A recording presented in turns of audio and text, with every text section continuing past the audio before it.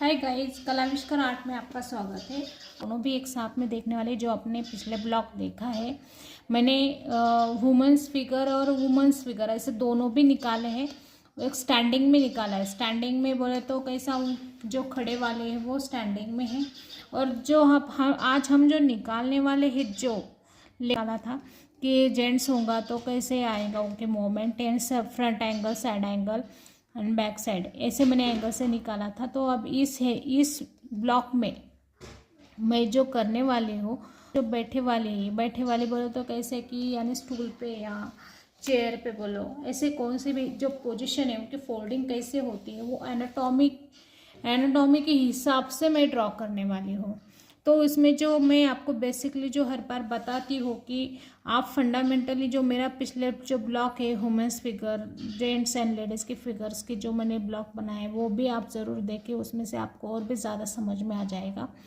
और अभी का जो ब्लॉग बनाने वाली हूँ, जो वीडियो बनाने वाली हो, तो वो भी आप ख्याल से और ध्यान से देखना। जो खास करके बिगिनर से जो सीखना चाहते हैं, जिसे सीखना है वो ज़रूर देखें कि किस हिसाब से लेना चाहिए, किस हिसाब से बॉडी प्रोपोर्शन लेना चाहिए। जो बिगिनर से नहीं, जो ड्राइंग फील्ड से रिलेटेड है, जिसको सीखना है बात ख्याल में, जिसको आता है लेकिन मालूमात नहीं है, सिर्फ करते रहते हैं, उनका ड्रॉ गलत हो जाता है। इसलिए उनको ये जो फंडामेंटली जो बेसिक है ये सीखना बहुत ज़रूरी है। इससे उनको ड्रॉ और भी आसान हो जाएगा। जैसे कि मैंने आपको पिछले ब्लॉग में बताया था कि वुमेंस फिगर जो है, बॉडी प्रोपोर्शन का जो वुमेंस फिगर है वो सिलेंडर, सर्कल सिलेंडर है कि नहीं, सिलेंडर में चले जाता है, सिलेंडर में भी चले जाता है, सर्कल में चले जाता है और स्क्वायर में चले जाता है बात ख्याल में। तो ये बॉडी प्रोपोर्शन जो है इस हिसाब से अपनी पूरी बॉडी जो है इस हिसाब से आती है। तो अपने को जो लेना है तो इसमें ज्योमेट्रिक फॉर्म्स लेकर ही हमको ड्रॉ करना है। जैसे हमने पिछली फिगर में देखा था कि स्टैंडिंग फिगर कैसे आती है, क्या आती है। तो अब इस बार जो फिगर है, हम बैठे वाली जो फिगर है, तो इसमें कितने पट आएगा, जो हेड के प्रमाण में कितना है। जैसे मैंने आपको बोला था कि वो स्टैंडिंग फिगर 7.5 पट, वैसे बैठे वाले फिगर है 5.5 पट, बोल तो हेड के प्रमाण में रहता है। तो हेड को छोड़ के फिर जो है 5.5 पट हमको लेना होता है, बोल तो हेड के पट में जो है ये जो है हेड का जो पट है, इसके हिसाब से हमको इसके प्रोपोर्शन लेना होता है बात ख्याल में। बोले तो इस हिसाब से हमको ड्रॉ करना होता है। तो बेसिकली जब हम ड्रॉ करते हैं तो इसी हिसाब से करते हैं बात ख्याल में। यानी हमको जो लाइनिंग्स उसके हिसाब से डालना पड़ता है। जब मैंने आपको बताया कि जब हम रफली स्केच करते हैं तो इसमें रैपिड का जो हम आते लाइन्स पावरफुल होने चाहिए। लाइन्स किधर भी चले जाए तो तब चलता है, जाने दो, क्योंकि कैसे कि उसमें से एक लाइन्स तभी अपने को जो है फिगर्स के लिए वो परफेक्ट आती है। इसलिए इरेजर मत यूज़ किया करो, इरेजर बहुत कम यूज़ करो आप बात ख्याल में। इरेजर जितना कम यूज़ करोगे आप, उतना आपका ड्राइंग अच्छा होगा। यानी आप इरेजर का जितना सहारा लोगे उतने वक्त आप उसको मिटाते बैठोगे बात ख्याल में। तो इस वक्त हम जो ड्रॉ करने वाले हैं, तो बैठे वाली फिगर कैसे जाती है एनाटॉमी में से, ये आज हम देखेंगे। ओके, चलिए फिर। तो यहाँ पे जो है वुमेन्स फिगर जो करेंगे हम, उसका हेड है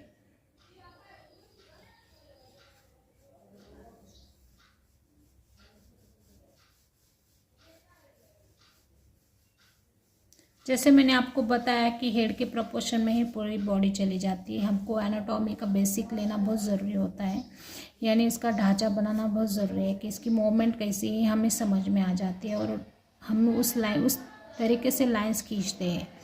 अगर हमें इसको मूवमेंट देना है तो हमें इसकी पोजीशन लेना बहुत ज़रूरी है।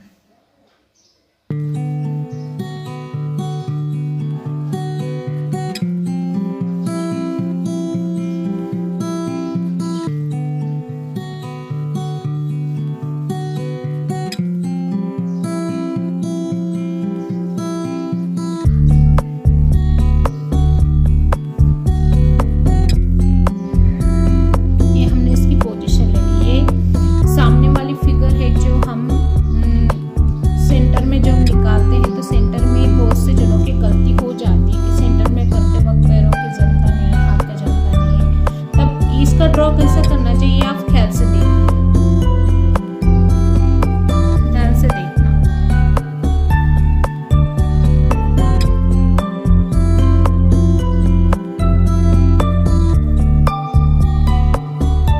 ऐसे जरूरी नहीं कि इसका जो आँख नाक जो है वो क्लियर ही करना है, हमें सिर्फ वो जगह जो है उसकी वो जगह लगनी चाहिए, बस हमें इसका ही ख्याल रखना है।